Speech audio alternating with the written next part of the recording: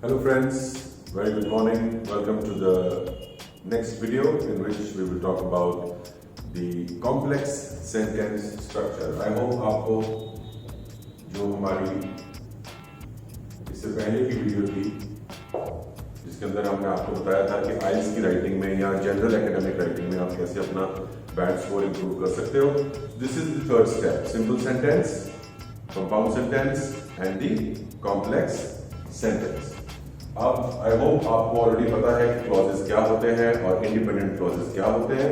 तो अगर उसके बारे में आपको डाउट है तो आप पीछे वाला वीडियो दोबारा देख सकते हो. अब क्लॉजेस को कंबाइन करने के लिए अगर हम एक क्लॉज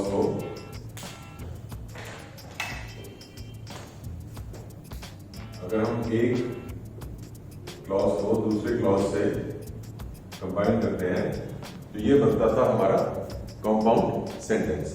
अब ये कॉम्प्लेक्स ये है कि इसके अंदर एक सबऑर्डिनेटिंग क्लॉज प्लस वन और more independent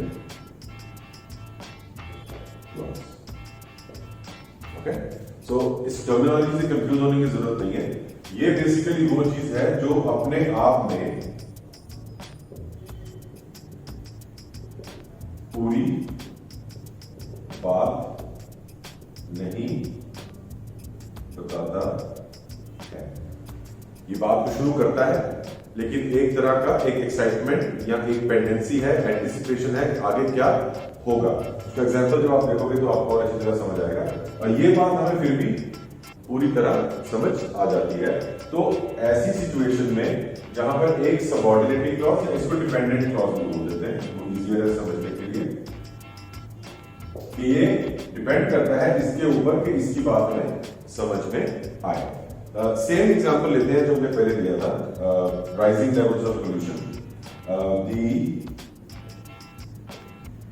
levels of pollution are rising. Okay, what was the other one? There is an increase in the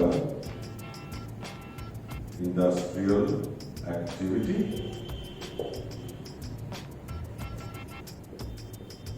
Airborne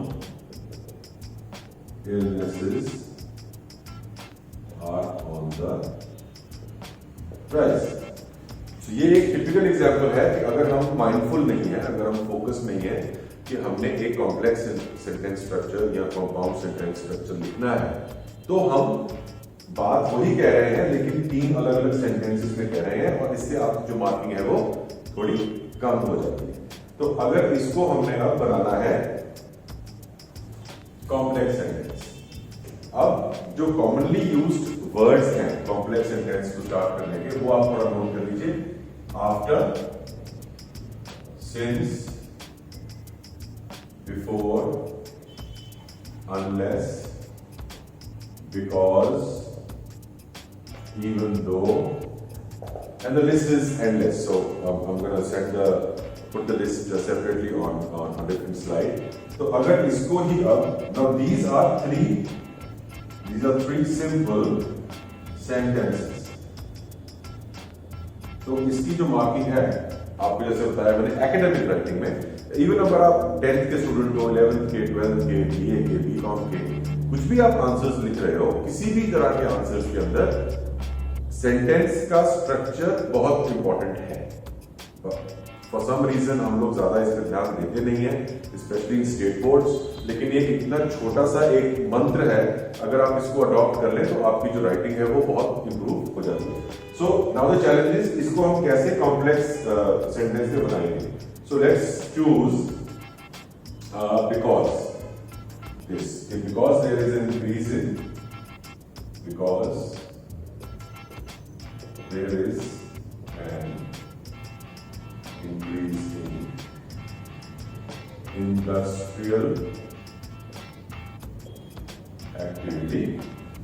देखिए कॉमा आ गया, because there is an increase in activity and